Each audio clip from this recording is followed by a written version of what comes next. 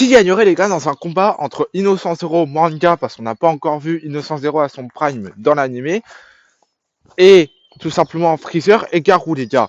Déjà avant de continuer la vidéo, n'hésitez pas à liker ou à vous abonner, ça me ferait sans plaisir, ça m'aiderait énormément pour ma chaîne, mon contenu, etc.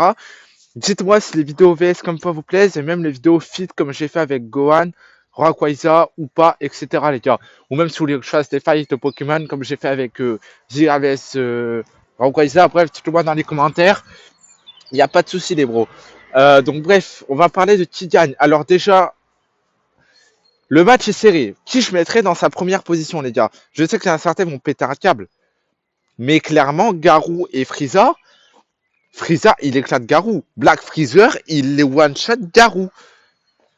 Oui ou non? Alors pour moi, je vais être clair et net.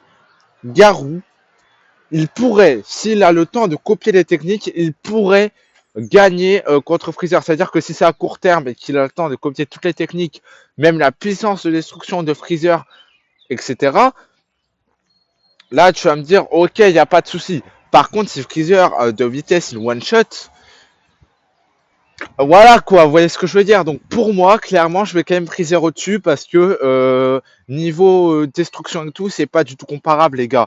Freezer, elle a bien plus de puissance de destruction, de puissance de frappe, etc. que Garou, les gars. Clairement. Bref, passons. Maintenant, on va parler de qui gagne, les gars, entre Garou et Innocent Zero, les gars. Alors, Innocent Zero, pour ceux qui ne savent pas, ça vient du manga Mashle. Dans ce manga-là, c'est tout simplement, on va suivre un Harry Potter 2.0 avec la force physique et tout en plus. Et il est un peu comme Saitama, c'est-à-dire que aucun adversaire ne va le battre. Et on va dire qu'il dérogue un peu aux règles, voilà. C'est-à-dire il fait des dingueries et tout comme Saitama.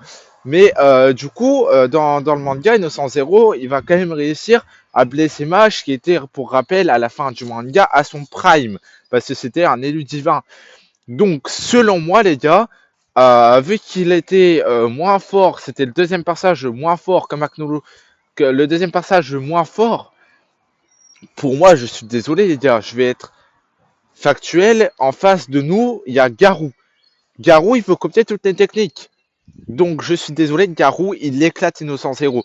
Donc, selon mon classement, je mettrais Innocent Zero en troisième, Garou en deuxième position, et Freezer, évidemment, vous n'êtes pas surpris, excusez-moi, je mets sur le podium.